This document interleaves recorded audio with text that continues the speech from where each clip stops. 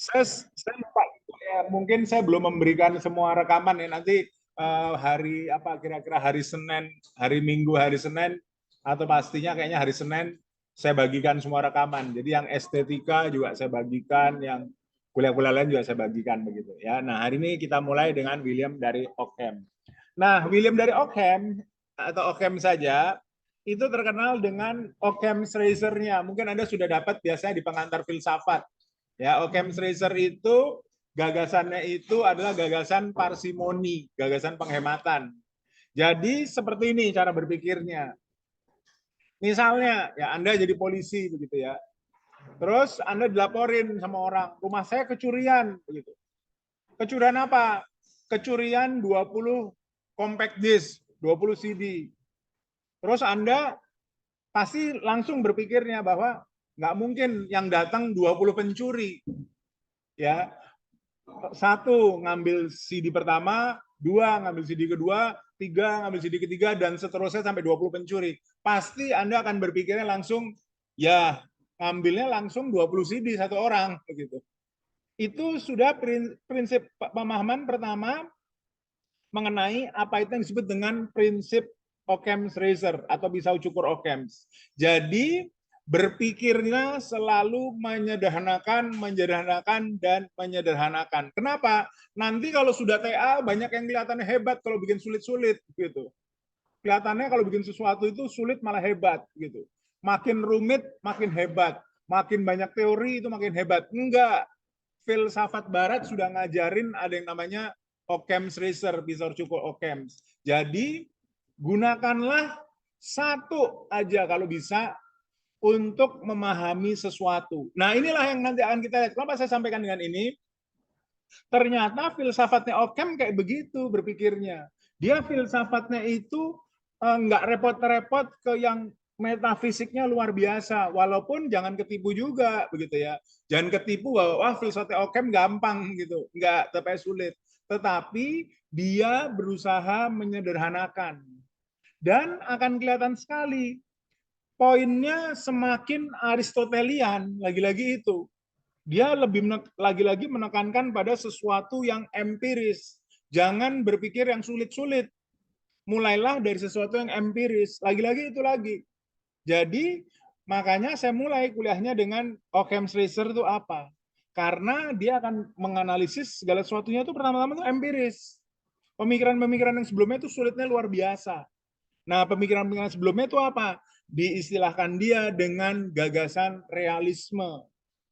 Realisme itu apa gagasan realisme? Gagasan realisme itu sederhananya tuh gini, intelek manusia itu menemukan dalam partikular yang ditangkap oleh pengalaman indrawi, ya bacanya itu sepotong, intelek manusia menemukan dalam partikular-partikular yang ditangkap oleh pengalaman indrawi, tatanan tatanan esensi-esensi abstrak dan hubungan-hubungan sayang secara ontologis sebelum atau prior to hal-hal partikular atau kejadian kontingen. Ini pemikiran sulitnya suka mati. Ingat ini sebelumnya dan ini yang ditolak Occam's. Ini luar biasa sulit. Jadi cara berpikirnya gimana? Cara berpikirnya itu kalau kita gambarkan itu seperti ini. Ya, nah ini contoh cara berpikirnya.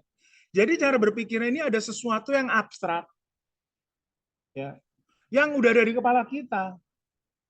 Terus habis itu ini ketemu di dalam hal-hal. Misalnya saya nggak bawa gambarnya, contohnya sekali dalam hal plastik, gitu. Ini ada dua hal plastik begitu, ya. Jadi di kepala saya itu udah ada plastik duluan. Habis itu saya ketemu di sini, saya ketemu di sini, rumitnya luar biasa. Ini cara berpikir yang merepotkan. Berarti ini gimana? Pertama-tama saya harus tahu dulu di kepala ada, terus saya terapin ke sini, saya terapin ke sini. Tapi jangan salah, pemikiran Occam itu ada benar, maaf, yang anti Occam itu ada benernya juga dalam ilmu pengetahuan. Dalam ilmu pengetahuan itu ternyata kita soalnya pada mengolah sesuatu yang sudah ada di dalam kepala kita. Contohnya dalam kejadian apa? Kejadian gravitasi. Kejadian gravitasi itu anak kecil itu sudah tahu. Dia ngelempar sesuatu ke atas akan jatuh ke bawah. Tapi dia nggak tahu kenapa. Nah, ada orang yang bernama Newton yang kemudian dia bilang, ini ada daya. Ada daya yang membuat sesuatu dari atas jatuh ke bawah. Nah, jadi mau saya katakan dulu bahwa realisme itu walaupun ditolak oleh Occam, tapi ternyata dalam ilmu pengetahuan itu berjalan. Jadi gagasannya apa? Ada sesuatu di kepala saya, terus saya terapin. Ada plastik di kepala saya terapin ke sini, saya terapin ke sini, masuk akal. Itulah gagasan sederhananya. Ini ditolak sama Occam. Nah, dia menolaknya bagaimana? Dia menolaknya hasilnya adalah empirisisme dan nominalisme. Disingkat apa? Disingkat, kita pertama kalinya ketemu dengan hal-hal empiris. Ini kita pertama kalinya ketemu. Habis itu kita kasih nama. Kayak ini dua-duanya mirip ya bahannya. Nah, saya kasih nama, kayaknya ini plastik. Nah, begitu sederhananya Occam. Hasilnya makanya empirisisme dan nominalisme. Itu cara berpikirnya. Jadi kalau kita mau berpikir filsafat, pertama-tama kita tahu dulu arahnya. Setelah itu baru kita masuk ke dalam. Makin dalam, makin dalam. Jadi bukan belum-belum sudah masuk yang sulit. Enggak. Sederhanakan dulu. Bahkan kita perlihatkan hasil akhirnya dulu. Hasil akhirnya ternyata sebenarnya ilmu pengetahuan pakai realisme. Sebenarnya. Jadi Occam itu dia rupanya arahnya kemana? Dia pentingnya Occam itu dari sisi apa? Dari sisi parsimoni tadi. Dari sisi berpikir yang hemat. Tapi di sini dia salah. Inilah keanehan belajar filsafat. Belajar filsafat itu tidak seperti belajar ilmu pengetahuan. Belajar filsafat itu justru mempelajari kesalahan orang supaya kita ngembangin. Kalau Anda belajar ilmu pengetahuan, misalnya contohnya paling terkenal apa? Fisikanya Aristoteles. Anda pasti tanya mahasiswa fisika, fisikanya Aristoteles itu apa sih? Pada nggak ngerti pasti. Kenapa? Karena itu udah salah. Ilmu pengetahuan tidak mau mempelajari sesuatu yang salah. Yang salah tinggal jauh-jauh. Nah, mau saya kasih lihat, Occam di sini salah. Tapi yang penting adalah cara berpikirnya loh kita pakai. Ini belajar filsafat begitu. Jadi kita nggak anti pada kesalahan. Itu mental filsafat. Justru kita mau cari gimana nih supaya kita nggak jatuh lagi. Nah, jadi di sini sampaikan dulu pertama-tama. Jadi pertama-tama dia menolak realisme. Realisme itu gagasannya tadi saya bilang, di kepala saya itu ada plastik. Gagasan plastik. Terus saya ketemu dengan benda ini, maka saya bilang ini plastik. Saya ketemu dengan benda ini, saya bilang ini plastik, dan seterusnya. Menurut Occam nggak gitu. Menurut Occam, kita ketemu dengan ini, baru saya kasih nama. Nah, pertama-tama empirisisme, ketemu dengan ini, ketemu dengan itu, saya kasih nama plastik, nominalisme. Nah, itulah sederhananya. Dan inilah gagasan pisau cukur Occam's-nya. Nih gagasannya. Jangan mengasumsikan pluralitas tanpa keniscayaan. Dan apa yang dapat dilakukan dengan asumsi yang sedikit akan sia-sia jika dilakukan dengan banyak asumsi. Ini nanti Anda pegang sampai TA. Menghadapi sesuatu, berpikirlah sesederhana mungkin, kalau bisa cuman satu teori. Jangan bangga kalau banyak. Kenapa? Nanti Anda diserangnya apa istilahnya? Anda bersifat ensiklopedis. Itu Anda nampang pengetahuan. Saya tahu ini, saya tahu ini, saya tahu ini. Tapi dalam filsafat dan juga dalam ilmu pengetahuan, itu nggak ada hebat-hebatnya. Itu cuma nampang doang. Jadi, inilah prinsip pisau cukur Occam. Sederhana kan ternyata. Nah, inilah yang dipakai. Sekarang, kenapa kita belajar ini? Kita mau lihat gimana sih cara nerapinnya. Ternyata cara nerapinnya dengan cara menyerang pemikiran-pemikiran yang pernah ada sebelum Occam. Nah, makanya kita pelajari apa nih yang diserang sama Occam. Dan kemudian bagaimana Occam bisa merasa dirinya benar. Nah, inilah yang akan kita lakukan. Jadi, Saya sudah kasih tahu kepada Anda, begini bakalan hasilnya. Ternyata kita mau cari cara berpikirnya. Dan ini benar-benar Anda ingat, Anda semester 2, jadi Anda nanti kuliah kurang lebihnya kan paling sekarang sudah ada yang 3,5 tahun, kurang lebihnya 3,5 tahun, Anda mikir, ingat itu terus. Berpikir sesederhana mungkin.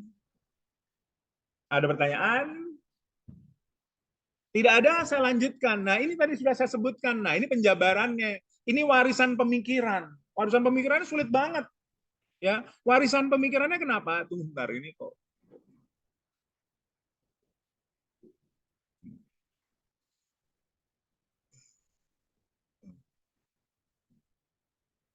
Tunggu, ini nggak bisa nunjuk lagi.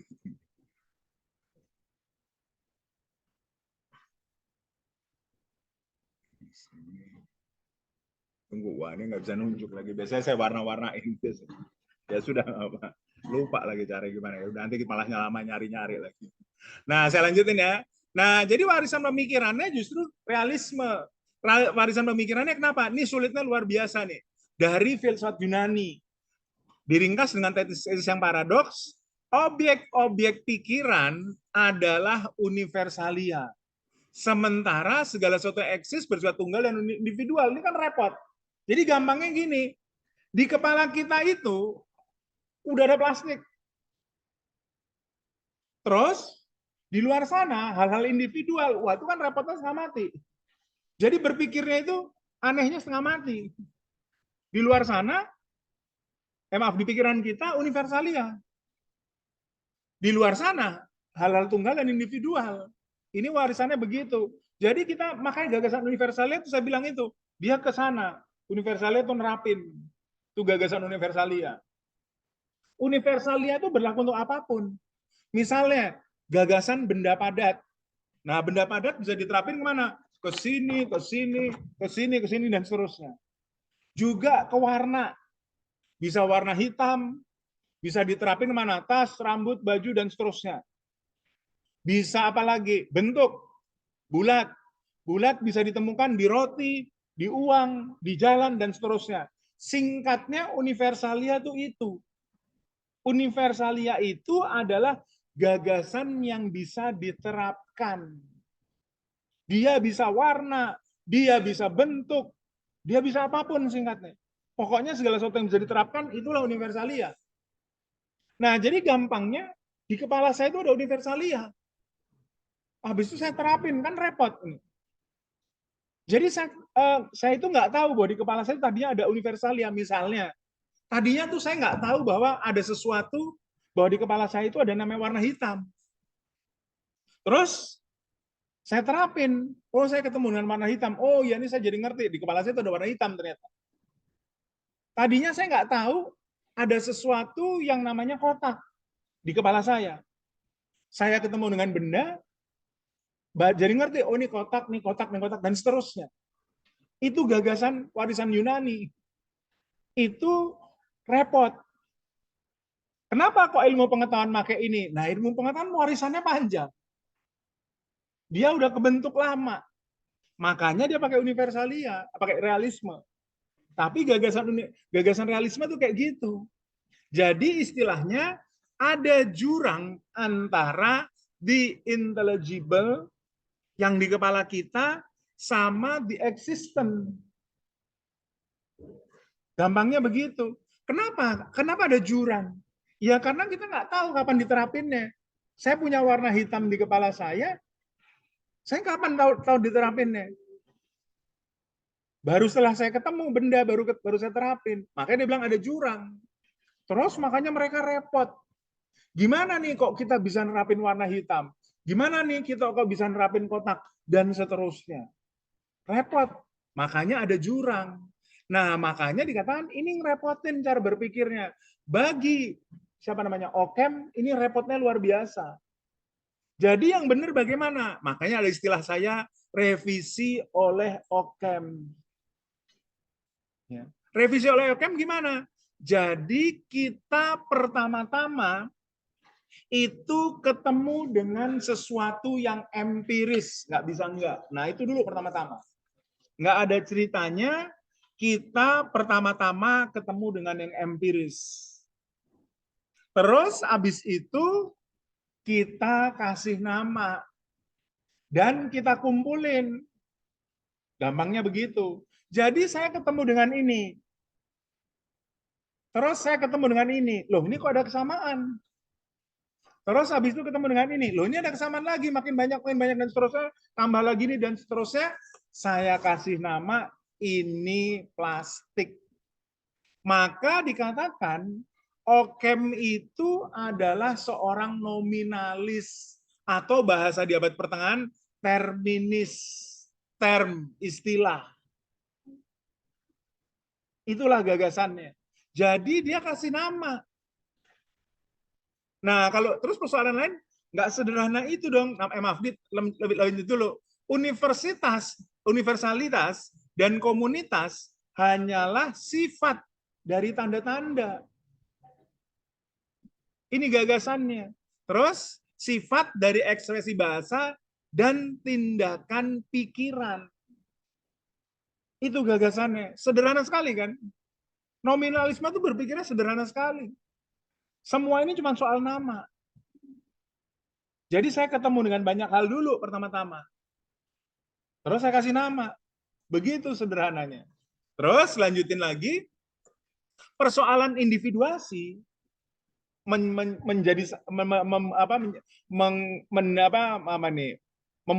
muncul sendiri-sendiri ini. Itu adalah persoalan logis tentang bagaimana menunjukkan bagaimana istilah-istilah umum digunakan dalam proposisi dan seterusnya. Jadi ini individuasi. Ini plastik muncul dalam bentuk botol. Ini plastik muncul dalam bentuk spidol. Ini plastik muncul dalam bentuk penghapus. Ini adalah prinsip individuasi. Itu gagasannya. Jadi mulailah dia menyederhanakan. Jadi inilah langkah revisinya. Jadi makanya saya bilang, belum langsung mulai. Tentunya nanti makin rumit. Tentunya ada langkah-langkah yang makin rumit, sehingga akhirnya kita nggak sederhana ini. Seperti biasa begitu. Kita tapi mulai dulu dari yang sederhana. Gini loh, ada persoalan, terus disederhanakan demikian. Ini langkahnya. Nah, Anda jadi biasa menyelesaikan masalah secara sistematis. Saya sampaikan kepada Anda, nih langkahnya begini, nih langkahnya begini, tujuannya ke sini, habis ini ke sini, dan seterusnya. Dan di dalam filsafat, sejarah filsafat mengajarkan ada dialektika. Ini contohnya. Ada pertanyaan dari sini yang belum jelas. Nah, ini langkah revisinya. Habis itu masuklah dia makin sulit. Pertama-tama, ini hasil pemikirannya. Tadi sudah saya sebutkan. Hasilnya adalah nominalisme. Hasilnya semua cuma soal penamaan. Contohnya ini, ya. Kaum realis berpendapat bahwa entitas berbeda dengan substansi. Ini repotnya setengah mati. Ini kaum realis. Jadi ada entitas, kemudian ada substansi. Wah, ini repot banget. Terus habis itu anehnya, entitas melekat pada substansi. Repot banget ini. Nah, contohnya ini. Contohnya father. Misalnya kita ketemu dengan orang, kita sebut dia father. Ada orang nih laki-laki. Kenapa kok dia kita sebut father? Ternyata dia memiliki sesuatu yang disebut dengan fatherhood. Kan repot nih. Apa itu fatherhood? Ini menjadi sulit gitu. Kita kan harus menjelaskan. Nah, pertanyaan mungkin Anda akan bertanya, ngapain ini dibicarakan? Gagasannya adalah dalam filsafat. Sesuatu yang biasa dilakukan oleh orang awam berusaha diartikulasikan. Itu gagasannya. Semuanya ini adalah hal-hal biasa. Semuanya berusaha diartikulasikan. Makanya saya selalu bilang, Kalau orang bilang filsafat itu mengawang-awang, itu salah sebenarnya. Filsafat itu berhadapan dengan sesuatu yang kita hadapi sehari-hari. Contohnya ini cuma soal ketemu ini. Tapi berusaha diartikulasikan. Itu gagasannya. Jadi makanya belajar filsafat itu adalah Anda itu berlatih untuk mengartikulasikan. Ketika ketemu dengan masalah, diartikulasikan. Biasa. Dan kita latihannya dari hal yang sederhana sekali. Makanya saya bilang berkali-kali, selalu pas saya ngajar filsafat, saya katakan, salah besar kalau bilang filsafat itu mengawang-awang. Siapa yang bilang filsafat itu kita ngadepin dunia nyata. Orang-orang berpikir kan biasa, Anda semua berpikir kayak begini semua. Dan sekarang kita artikulasikan. Jadi kalau orang itu berpikir filsafat itu mengawang-awang itu salah. Saya nggak ngerti maksudnya mengawang-awang itu gimana. Pasti disebabkan karena ini kata-katanya kayak begini membingungkan. Padahal ini adalah hasil artikulasi. Sederhana. Semua, termasuk metafisika.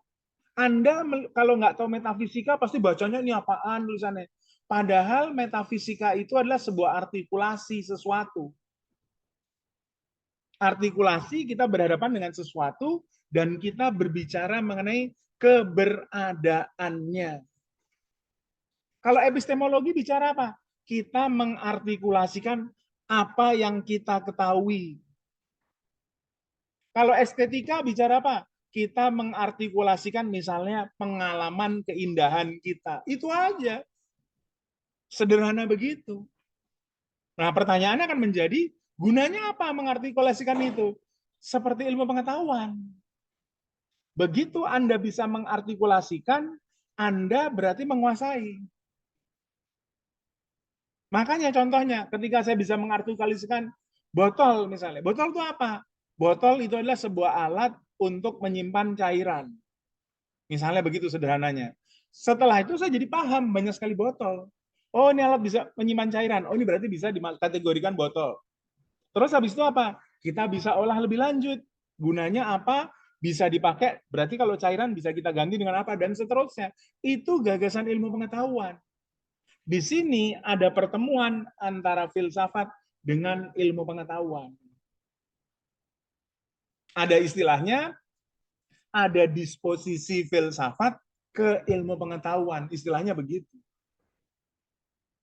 Nah, tapi inilah gagasannya. Jadi ini bukan aneh-anehan gitu. Ngapain nyusahin diri? Bukan.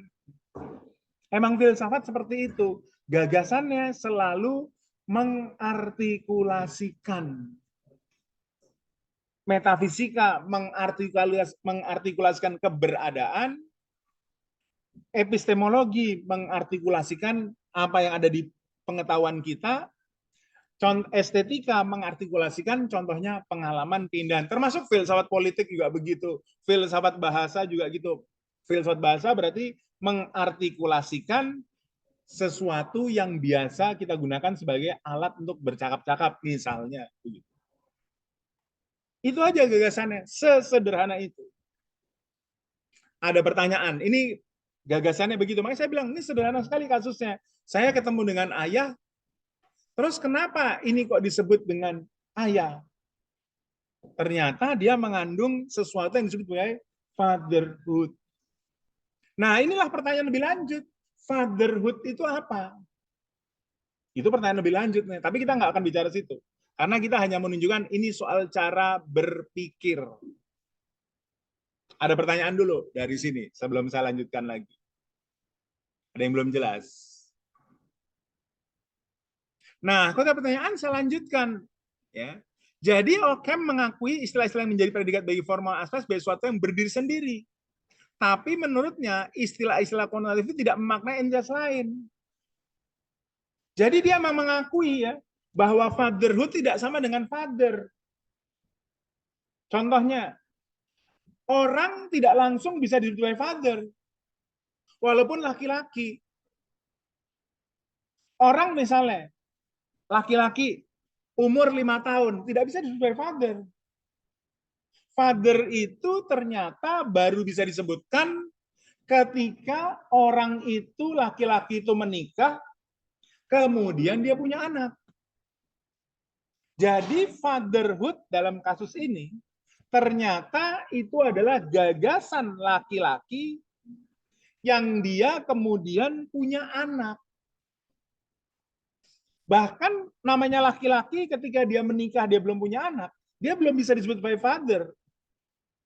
Dia baru bisa disebut sebagai husband mungkin begitu. Jadi fatherhood di sini gampangnya semacam gagasan laki-laki yang sudah memiliki anak. Itu gagasannya. Nah, jadi fatherhood-nya terpisah kan dengan laki-laki kan nggak sama. Inilah yang dimaksud oleh Ockham. Emang ada kepisah, tapi kaum realis itu seolah udah di kepala duluan fatherhood itu ini.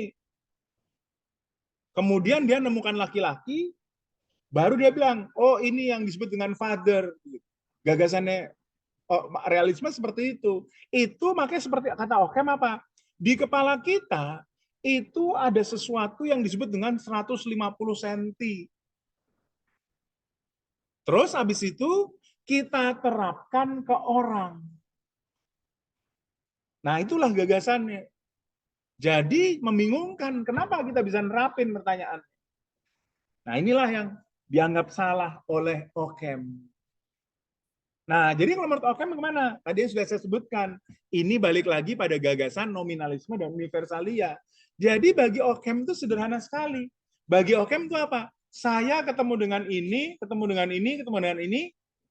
Contohnya cuma 3 hal saja sederhananya. Terus saya ketemu, kayaknya kok ini 1 sama 2 ada kemiripan ya. Tunggu, saya simpen dulu. Loh, 1 sama 2 kok ada kemiripan dengan 3 ya? Nah, terus saya simpulkan deh. Berarti di sini ini ada sesuatu yang sama. Jadi saya ketemu dulu dengan sesuatu yang empiris, terus saya tarik. Saya sebut plastik semuanya kesamaan. Nah, itu gagasannya. Ada pertanyaan, sesederhana itu cara berpikir. Nah, kenapa kok harus berpikir sederhana ini? Ingat pisau cukur Ockham. Ada pertanyaan? Nah, ini berarti saya sudah menyumbangkan pada Anda cara berpikir nanti Anda di dalam membuat TA. Jangan lupa sekali lagi, dan sekali lagi, dan sekali lagi. Karena saya lagi bimbing TA, begitu ya. Sampai sekarang masih bingung. Ini kok ternyata cara berpikirnya rumit banget begitu, cepetan. Ya. Kok ternyata nggak diterapin pisau cukur Ockham-nya, begitu. Padahal saya sudah mengajarkan dari semester 1, begitu. Semester 2, minta maaf. Ya. Kenapa malah merasa hebat kalau nyampein banyak hal? Nah, minta maaf, bukan hanya itu saja. Nanti kalau Anda bikin tugas juga begitu. Jangan merasa hebat gara-gara sudah ngutip sana-sini. Ayo, baru datang jangan terus ngobrol. Ya. Ada pertanyaan di sini? Ya, ya silakan.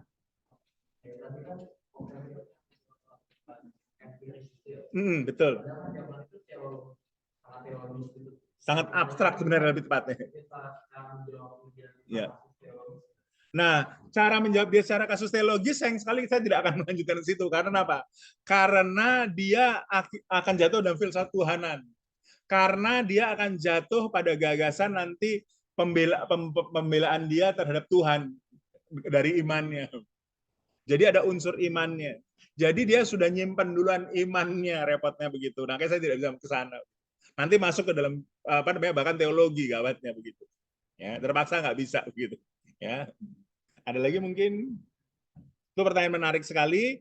Apa namanya nanti bisa diolah tuh jadi TA bagaimana supaya memisahkan tadi. Gagasannya memisahkan ya, gagasannya. Ada lagi mungkin? Nah, kok tidak ada pertanyaan, maka kita akan bertanya sekarang. Gimana cara melakukan ini semua? Bagaimana saya bisa menghasilkan sebuah pemikiran yang nominalis? Bagaimana nih saya bisa menghasilkan pemikiran seperti ini? Saya ketemu dengan 3 hal ini, kemudian baru saya kasih nama, ini plastik. Gimana cara berpikirnya? Nah, Occam menyampaikan istilah yang namanya kognisi intuitif dan kognisi abstraktif. Nah, itu jadi langkahnya. Nah, lihat kan langkahnya sistematis kan? Ada persoalan, dikritik, dikasih dulu jalan, habis itu kita tanya, kok bisa mikirnya begitu? Ternyata bisa mikirnya gitu karena memiliki yang namanya kognisi intuitif dan kognisi abstraktif. Nah, bagaimana yang namanya kognisi intuitif dan kognisi abstraktif? Pertama-tama pahami dulu yang namanya kognisi. Ya. Kognisi itu repotnya kalau dicampur dengan psikologi. Kognisi itu kita jangan pikirlah psikologi gitu. Sekarang kita mikirnya yang filsafat. Kognisi itu apa? Kognisi itu kayak arah panah begitu. Ya. Kayak begini nih, saya ketemu dengan benda. Ya. Ini nih kognisi ini. Ini panahnya itulah yang disebut dengan kognisi. Ini pahamilah secara begitu. Ya. Jangan pahami saya definisi kognisi apa ya? Begitu Anda baca definisi kognisi, masuknya psikologi. Enggak, sederhana ini yang pokoknya panah itu aja. Gagasannya. Dan ini kan abstrak. Ini gampangnya saya sebut sebagai keterarahan gitu. Ketika nih contohnya kognisi. Ketika saya ketemu dengan ini benda ini, ya, ini semua saya pakai kognisi semua. Saya terarah ke sini, saya terarah ke sini, saya terarah ke sini. Ada panahnya gampang. Nah, inilah kognisi. Dan itulah yang sudah saya lakukan. Yang saya sebutkan dengan 3 benda ini. Inilah kognisi intuitif. Saya ngarahin ini, saya ngarahin ini, saya ngarahin ini. Inilah kognisi intuitif. Sudah dapat 1. Nah, ini bahasanya repotnya setengah mati. Seperti ini. Makanya saya bilang berkali-kali, Anda baca ini, terus dikasih tahu, ini maksudnya gini, ternyata sederhana ini. Saya bilang berkali-kali, sudah berapa mungkin ratusan kali dari pertama, sejak dari filsafat Yunani. Anda ketemu dengan masalah, bahasakan secara sederhana. Ternyata disederhanakan kayak begitu aja. Jadi kognisi intuitif gimana? Panah, begitu aja. Panah kayak gitu. Maksudnya begini. Nah, ini istilahnya. Kognisi intuitif adalah sebuah tindakan penangkapan di mana intelek dapat dengan terang dan jelas, evidently, menjudge bahwa objek yang ditangkap itu eksis atau tidak eksis. Nah, gampang kan? Saya itu kan tautannya mengarahkan diri emang ada ini. Ini yang disebut apa? A dulu. Saya mengarahkan diri dan ada, ini yang disebut B. Saya mengarahkan diri, ini ada yang disebut C.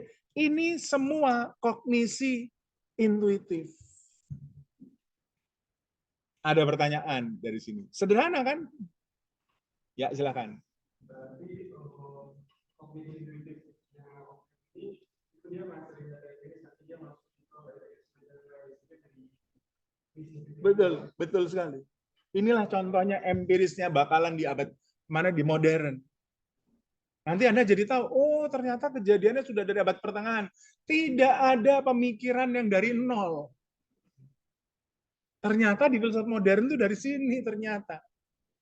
Gitu. Ada pertanyaan lagi, silahkan. Nah, gampang kan ternyata kognisi intuitif. Nah, yang ini tinggal pernyataan-pernyataan lanjutan.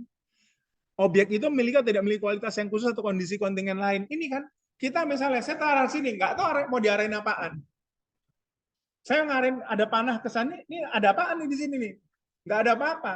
Saya taunya arah panah ke sini ketemunya botol. Saya sebut botol. Saya ke arah panah ini, saya ketemunya spidol. Saya ke arah panah ini ketemunya penghapus. Saya ke sini, nggak tahu apaan ini, nggak apaan. Jadi makanya kognisi intuitif ngasih tahu bahwa ada. Kognisi intuitif dengan demikian dia selalu arahnya pada sesuatu yang ada. Tidak mungkin saya ngarah sini nggak ada apa-apa. Kalau ke sini ada ini botol, ke sini ada spidol, ke sini ada penghapus. Itulah gagasannya. Kognisi intuitif. Nah, sekarang masuk ke kognisi abstraktif. Kognisi abstraktif apa? Kognitif abstraktif itu adalah sesuatu yang membuat kita paham. Dia sudah kita arahkan, terus kita paham, karena nggak tahu kenapa di kepala kita itu ada konsep botol. Ini yang bekerja di dalam. Ini nanti akan dilanjutkan oleh Immanuel Kant, oleh filsafat modern. Di kepala kita itu ada konsep-konsep. Jadi kognisi abstraktif ini adalah tindakan kognitif yang ada di dalam kepala kita yang membuat kita paham bahwa ini botol. Kita arahkan ke sini, ini membuat kita paham ini spidol. Kita membuat ke arah sini, membuat kita paham ini penghapus. Kurangnya dia itu apa? Kurangnya kok kita bisa tahu kalau ini botol? Kok kita bisa tahu bahwa ini spidol? Kok kita bisa tahu ini penghapus? Dia cuma bilang ada kognisi abstraktif. Nah, nanti ditambahin di kepala kita itu ada konsep yang membuat kita jadi paham. Inilah kognisi abstraktif. Jadi kognisi abstraktif kelihatan nih. Wah, ini lemah sekali argumentasinya. Nah, langsung bisa kita kritik. Nggak jelas ini kenapa kok bisa ngerti. Dia nggak bisa ngerti kenapa kok ini botol. Nggak bisa ngerti, kurang berarti. Kok ini spidol? Nggak tahu, kurang. Nggak ada tuh pernyataannya. Dia hanya bisa mengatakan yang benar, kognisi intuitif itu benar. Saya terarah pada sesuatu yang memang ada. Tapi dia bilang bahwa saya mengarah pada sesuatu yang ada dan kemudian saya jadi paham karena ada kognisi abstraktif. Kognisi abstraktif itu apa? Nggak jelas di sini. Saya mengarah pada sesuatu, ini, benda yang tengah ini kognisi intuitif. Ada. Terus saya ngerti gara-gara kognisi abstraktif bahwa itu spidol. Apaan jadi kognisi abstraktif? Nggak tahu. Kosong masalahnya. Nggak selesai. Inilah kekurangannya dia. Inilah yang akan dilanjutkan nanti di filsafat modern. Saya kok bisa ngerti bahwa ini botol, ini spidol, atau ini penghapus. Ini nggak selesai. Dia hanya benar ada pengolahan di kepala, itulah yang mengolah, itulah yang disebut dengan kognisi abstraktif. Tapi itu apa? Kenapa bisa ngerti? Nggak selesai. Itulah kekurangan dari Occam's. Ada pertanyaan dari apa yang saya sampaikan? Yang belum jelas. Nah, kalau tidak ada pertanyaan, maka kita bisa masuk pada bagian yang terakhir dari pemikiran dia, yaitu metafisika. Nah, nanti saya mau kasih catatan tambahan mengenai Occam's Razor ini. Ya, ini catatan Occam's Razor. Nah, nanti Anda dapat teorinya mengenai Occam's Razor ini.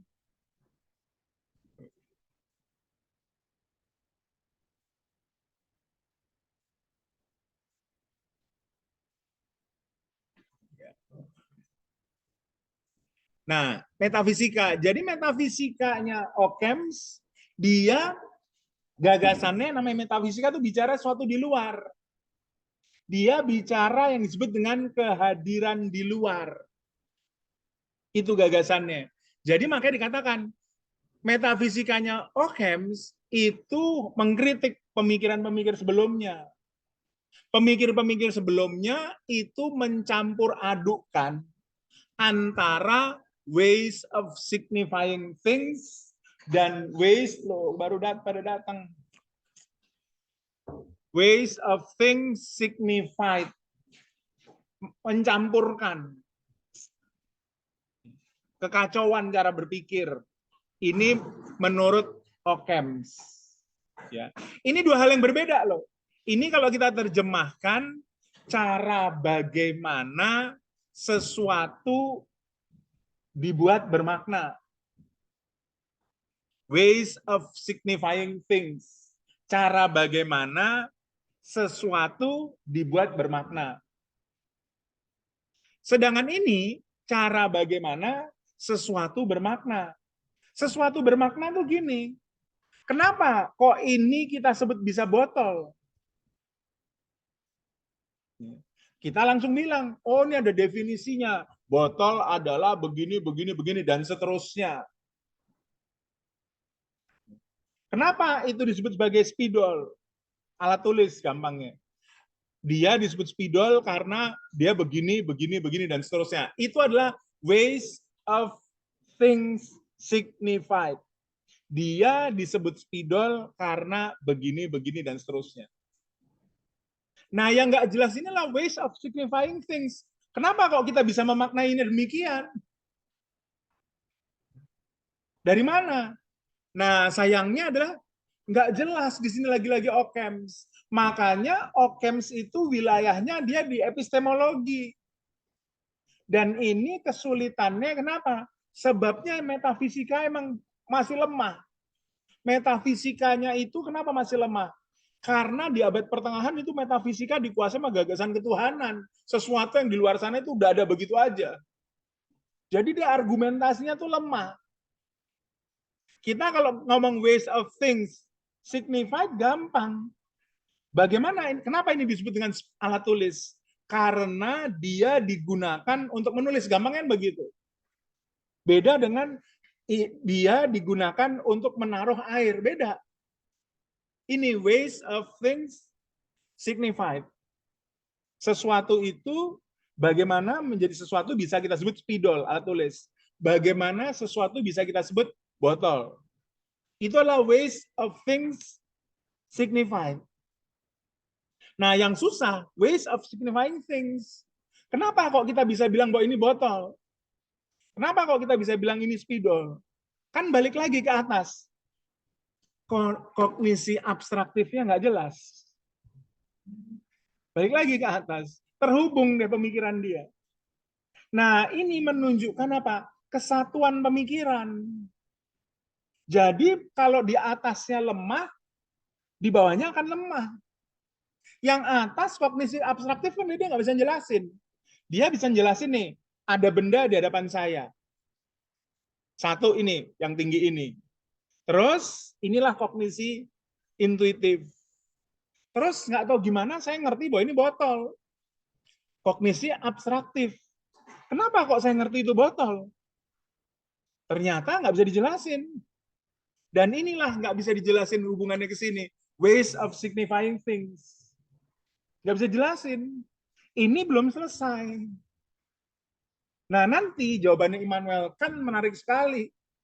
Kita bisa memahami sesuatu di luar karena kita yang memberi konsep-konsep. Nah, itu jawabannya kurang lebihnya begitu. Ini makanya belum selesai. Ini nanti permasalahan ini diangkat juga oleh Immanuel Kant. Kok kita bisa memahami sih? Kenapa sih kok kita bisa memahami begini? Kok kita bisa memahami begini? Kenapa kok kita bisa memahami yang namanya sebab akibat? Kenapa kok kita bisa memahami misalnya ini terhubung dengan ini. A merupakan sebab, B merupakan akibat. Ternyata jawabannya Immanuel Kant orisinal sekali, dia bilang kita yang bikin. Nah, kurang lebihnya begitu. Di dalam kepala kita ini ada kategori-kategori. Nah, kurang lebihnya begitu sederhananya. Yang saya sampaikan di sini, saya mau katakan ini tidak selesai. Itulah kekurangannya. Kekurangan dari Occam's. Ada pertanyaan dari apa yang saya sampaikan? Nah, dengan demikian maka bisa kita simpulkan. Lihatin ini cara berpikirnya sederhana sekali, kita belajar dari sini. Jadi titik berangkatnya itu dari realisme. Realisme itu repotnya setengah mati cara berpikirnya. Di kepala kita itu ada plastik. Ya, contohnya demikian. Terus saya ketemu dengan benda 1, 2, 3. Saya terapin yang ada di kepala saya. Nah, Okems bertanya, kok bisa begitu? Gara-garanya dia nggak terimanya kenapa? Kita itu nggak nerapin. Kita itu ketemu dulu dengan hal-hal. Kita ketemu dengan 1, 2, 3. Habis itu kita periksa ada samanya nih. Oh, ini ada samanya plastik. Nah, makanya ini soal penamaan. Pertama-tama makanya gagasannya empirisis, kemudian ini soal penamaan kita. Nah, ini gagasannya. Kenapa berpikirnya demikian? Berpikirnya sesederhana mungkin. Kalau tadi repot, di kepala saya itu ada plastik. Nah, bagaimana kalau saya nggak ketemu plastik seumur hidup? Nggak tahu saya bakalan. Nah, makanya ini cara berpikir repot. Jadi gimana? Ketemu dulu dengan hal-hal dulu. Habis itu kita lihat kesamaannya. Oh, ini sama ternyata. Inilah plastik. Nah, itulah cara berpikir sesederhana mungkin. Nah, bagaimana? Kenapa kok bisa berpikir begitu? Karena di kepala kita itu ada yang namanya kognisi intuitif dan kognisi abstraktif. Gimana? Saya terarah keluar untuk berhadapan dengan sesuatu yang benar-benar ada. Nggak mungkin saya terarah keluar nggak ada nih. Nggak mungkin. Saya terarah keluar pada sesuatu yang ada, itulah yang disebut sebagai kognisi intuitif. Terus ada pengolahan. Itulah yang disebut sebagai kognisi abstraktif. Masalahnya, ngolah apa nih di kepala? Nggak bisa dijawab. Kenapa? Karena dia memang tidak bisa menjelaskan ways of signifying things. Ini nanti yang dijawab oleh filsafat modern. Ada konsep di kepala kita. Nah, inilah kelanjutannya. Itulah sederhananya cara berpikirnya. Anda lihat kan bandingannya dengan misalnya siapa? Scotus. Scotus rumitnya setengah mati cara berpikirnya. Kenapa? Keberadaan itu cuma satu. Keberadaan itu menarik kita. Keberadaan itu membuat kita menilai, waduh repotnya setengah mati. Itu dari mana tuh cara berpikir itu? Berpikirlah sesederhana mungkin. Nah, inilah gagasan Occams. Ada pertanyaan? Ya, silakan. Bertanya kalau yang nominalisme ini tuh maksudnya tadi kan mempersoalkan apa namanya kita ketemu satu barang itu barang konkret kemudian penamaan tapi penamaannya itu dan dari mana itu kemudian tadi masuknya ke yang ini ya pokoknya kognisi abstraktif itu. Betul, itu yang kosong di situ. Kekurangannya masih di situ. Betul sekali. Jadi di sini kita belajar apa? Ternyata hebat juga ya istilah nominalis. Ternyata cukup masuk akal juga ya. Tetapi begitu disuruh jelasin nggak bisa. Itu jawabannya. Maksudnya karena dia masih yang berpikir bahwa misalkan namanya si botol itu kebetulan ada di namain botol gitu Pak atau sebenarnya ada sesuatu di dalam kepala kita yang bikin kita tuh mikir dia tuh namanya botol gitu. Betul, itu yang disebutkan. Cuman pertanyaannya gimana cara ngolahnya sehingga kita bisa ngomong itu botol. Kenapa nggak kita bilang ini komputer gitu? Dia nggak bisa ngasih tahu itu. Masih nggak jelas. Itu kekurangannya. Gitu. Satu lagi Pak, dia tuh di zaman itu sama sekali misalkan kalau yang akhir-akhir ini misalkan saya lihat kan ada persoalan misalkan masalah sosial juga gitu penamaan itu karena secara sosial itu orang-orang menamai itu gitu. Betul. Nggak ada. Belum kepikiran. Benar-benar masih terisolir permasalahan. Betul. Betul sekali itu, masih terisolir. Ya, ada lagi mungkin? Nah, ini dari sini kita belajar apa? Bagaimana yang pertama kita simpulkan nih, Itulah kegunaan belajar OCAMS. Ternyata kita belajar mengenai berpikir sesederhana mungkin. Itu satu. Kemudian yang kedua, di sini kita akibatnya menjadi jelas. Oh, ternyata cara berpikir itu dialektis. Ternyata ini sebelumnya ada pemikir yang susahnya setengah mati. Siapa? Scotus. Scotus tuh bicara tentang keberadaan tuh apaan? Ya. Nggak jelas itu. Ya. Jadi inilah contoh cara berpikir sederhana itu. Kemudian yang kedua, yang ketiga yang penting sekali yaitu apa? Bagaimana pemikirannya nggak selesai. Pemikiran ini menariknya luar biasa, sederhananya luar biasa, tapi hanya secara global. Begitu ngomong detail, repot. Nah, itulah caranya nanti buat Anda mengkritik pemikiran filsafat. Pemikiran filsafat itu kadang-kadang kalau secara global tuh wah. Begitu kita ngomong detail, nah kerepotan kita. Ini ajarannya. Pemikirannya Occam bagus banget. Berpikir sederhana mungkin. Cara menghadapi sesuatu itu empiris. Habis itu kita kasih nama nominalis. Wah, bagus banget. Begitu kita analisis lebih dalam lagi, kita ketemu dengan istilah kognisi intuitif. Bagus banget. Begitu kita bertanya, kenapa kita memahami kognisi abstraktif? Apa itu kognisi abstraktif? Nggak bisa jawab. Detailnya kalah. Ini ajarannya. Itu kekurangannya. Dan ini dilanjutkan di dalam filsafat modern. Ada pertanyaan? Terus kesimpulan selanjutnya, inilah contohnya bagaimana pemikiran setelah filsafat Islam di Barat menjadi semakin Aristotelian. Jadi semakin keluar dulu. Pertama-tama kita keluar dulu. Aquinas sudah ngajarin. Memahami Tuhan, contohnya itu kita ketemu dengan hal-hal yang kita ketemu dalam dunia sehari-hari. Contohnya apa? Kesempurnaan. Contohnya apa? Perubahan. Habis itu kita masuk ke dalam kepala. Jadi jangan lupa pemikiran Aristotelian itu tetap susah. Jadi jangan dipikir, wah lebih gampang Platonis. Enggak. Cuman langkah pertamanya aja gampang. Habis itu susah. Sama kan? Oke, keluar dulu. Gampang ini. Ya. Begitu habis itu ngolahnya ada intuisi ada kognisi intuitif, ada kognisi abstraktif. Nah, jadi susah dia. Akhirnya ngolah juga. Nah, nanti kalau Anda ketemu dengan empirisisme juga sama.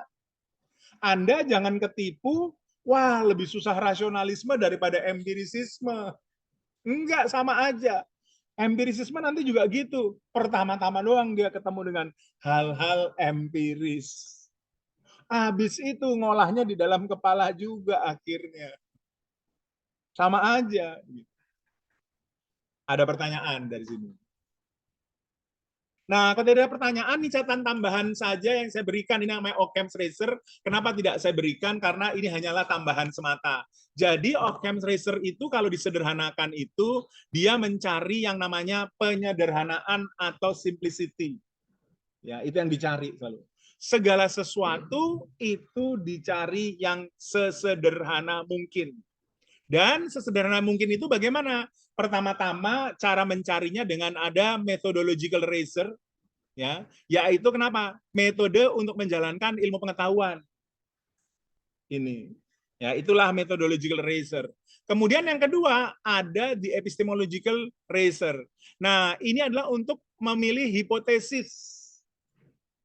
Ya. Tadi ini sudah saya lakukan ketika saya bilang, kalau Anda itu kehilangan tadi 20 CD begitu ya.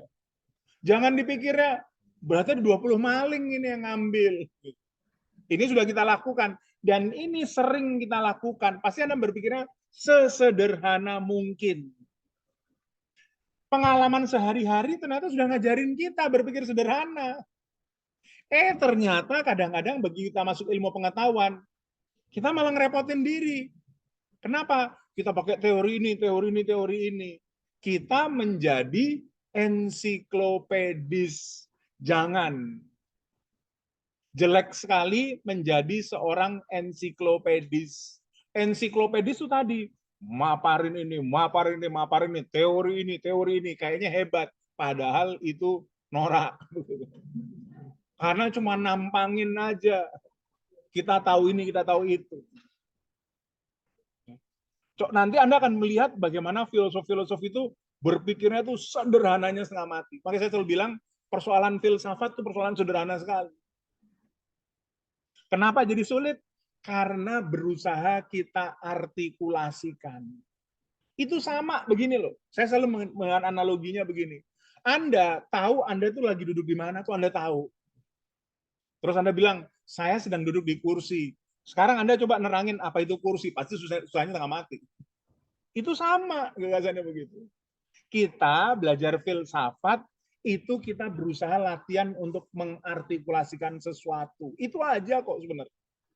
Tadi sudah saya bilang, metafisika mengartikulasikan keberadaan, epistemologi mengartikulasikan apa yang kita ketahui, habis itu aksiologi atau contohnya estetika atau etika mengartikulasikan kenapa sesuatu kita anggap baik atau sesuatu kita anggap indah. Itu aja kok. Cara latihannya panjang sekali, repotnya. Prosesnya panjang sekali. Itu yang bikin repot. Jadi dalam filsafat itu, the goal is the process. Nah, itu kembali situ gagasannya. Ada pertanyaan dari sini? Nah, ini tadi ya epistemological razor. Kemudian yang terakhir itu adalah the ontological razor. Nah, ontological razor ini adalah gagasan ini bersifat intuitif bagi banyak orang karena berangkat dari cara pikir yang sangat sederhana. Argumentasinya apa? Segala sesuatu itu dibangun dari kesederhanaan, keseragaman alam. Nah, ini adalah gagasan ontological razor. Segala sesuatu itu bisa disederhanakan prinsipnya. Anda bisa menjelaskan sesuatu karena Anda paham hal yang lain.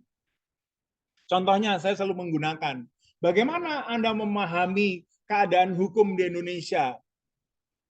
Pasti Anda repot neranginnya. Anda pasti neranginnya kasusnya banyaknya setengah mati. Sederhana aja kalau mau nerangin. Contohnya dengan sepak bola. Bagaimana sepak bola itu nomor satu, semua tidak saling percaya. Terutama tidak percaya pada wasit. Kalau wasit mengambil keputusan, dibilang dia disogok, dipukulin. Di barat coba ada nonton pertandingan coba, nggak ada yang berani deketin wasit. Cuma bisanya marah-marahin doang. Ya kayak gitu. Sekali dia mukul, tamat riwayatnya. Habis langsung. Di sini mukul, nanti dimaafin begitu. Ini kayak begitu. Kenapa dimaafin? Ada proses-proses di belakangnya. Nah itu contohnya. Yang mau saya katakan, saya mau memberikan contoh pada Anda, kita bisa menjelaskan suatu hal pakai contoh yang lain secara sederhana. Itulah ontological razor. Contohnya dipakai sama para pemikir Renaissance. Gagasan heliosentris versus geosentris itu dipakai. Kenapa ada gagasan geosentris? Apa implikasinya? Gagasan geosentris sederhana. Bagaimana bumi menjadi pusat alam semesta. Kemudian ditarik apa? Manusia itu adalah pusat. Itu sudah gagasan ontological razor. Bagaimana kita menjelaskan sesuatu pakai hal yang lain. Itulah ontological razor. Kenapa? Karena dipikir di alam semesta ini ada hukum-hukum yang sederhana. Tadi saya bilang, sepak bola untuk menerangkan hukum di Indonesia. Geosentris untuk menerangkan bagaimana manusia jadi pusat dan seterusnya. Itu adalah gagasan di ontological razor. Ini juga yang mengajarkan kepada kita, kalau Anda menyelesaikan masalah, mungkin kalau Anda benar-benar masuk ke dalam masalah itu nggak selesai-selesai. Anda pinjem dulu masalah yang lain. Gimana nih cara nyelesain ini? Nah, nanti satu masalah diselesaikan, Anda bisa selesaikan masalah yang lain. Itu gagasan ontological razor. Ada pertanyaan dari sini. Nah, ini adalah razor-razor yang ada. Jadi yang pertama, ada methodological yang untuk menjalankan ilmu pengetahuan tadi sudah saya bilang jangan ensiklopedis ya, ini maaf tulisannya.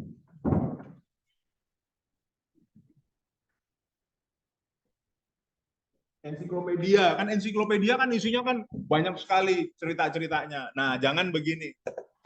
Kedua, epistemological razor itu adalah cara berpikir sederhana. Tadi saya bilang, contohnya masalah pencurian tadi. Nah, yang terakhir, ontological. Itu contoh gagasannya, segala sesuatu di alam semesta ini ada hukum yang sederhana, makanya satu masalah bisa untuk memahami masalah yang lain. Ini adalah ontological razor. Nah, terutama yang saya sarankan kepada Anda dikuasai itulah ontological razor. Epistemological itu Anda secara intuitif sudah sering melakukan. Tadi contohnya masalah pencurian tadi. Nah, yang terakhir methodological itu adalah ilmu pengetahuan. Itu nanti relevan kalau TA. Ingat ya, nanti jangan sampai TA-nya ensiklopedis gitu loh. Ya. Nggak hebat, sama sekali nggak hebat. Ya. Ada pertanyaan? Ya, silakan.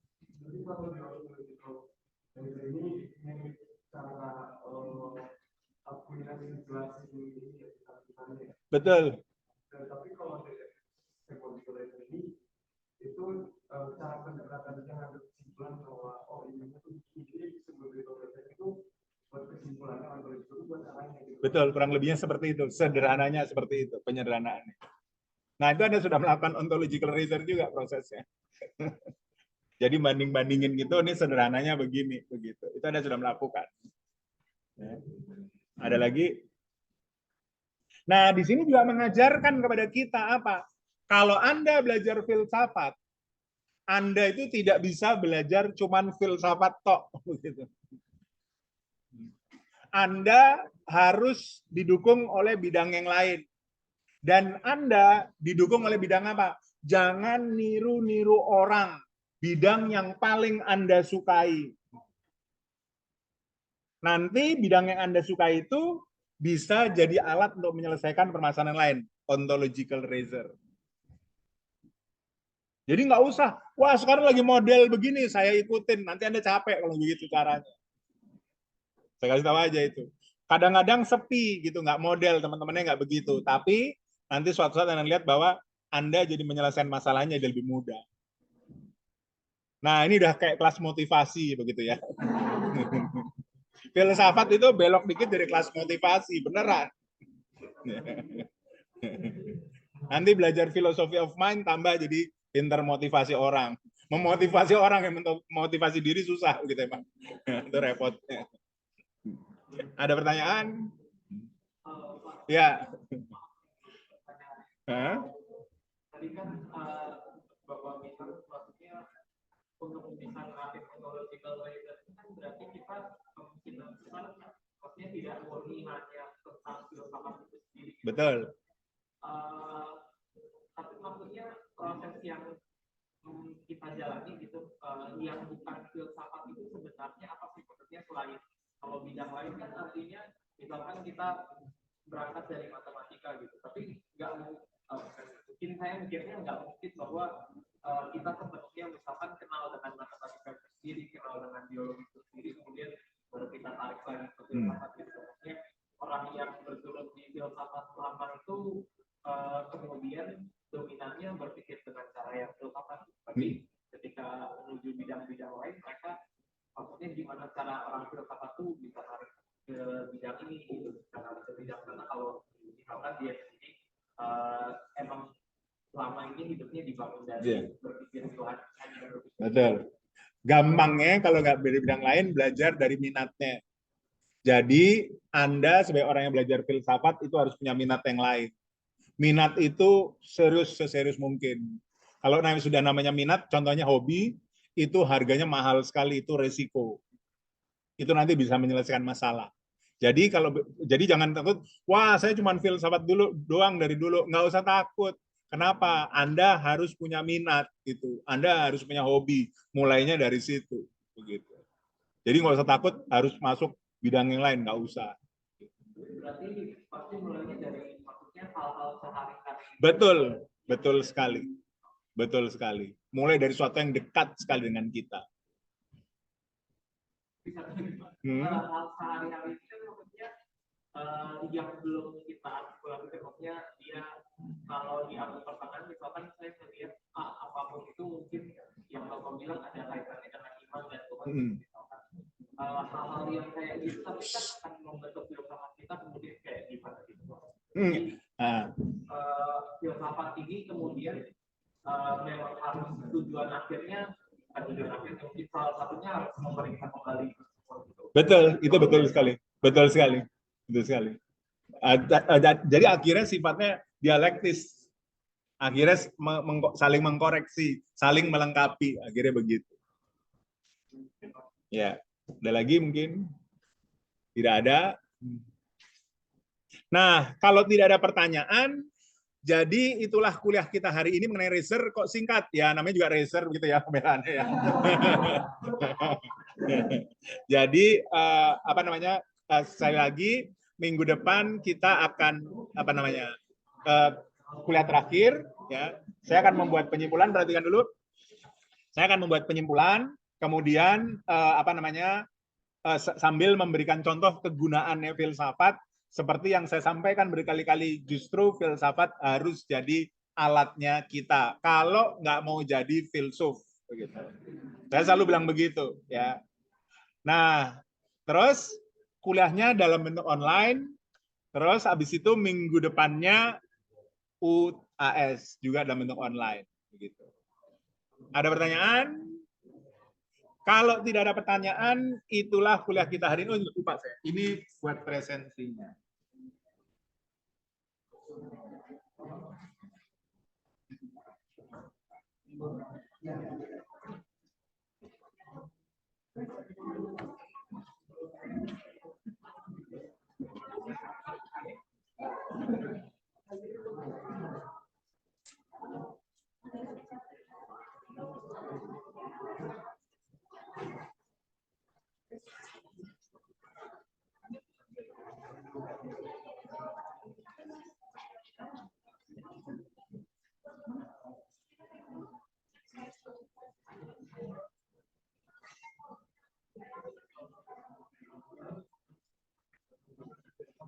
Sebentar ya.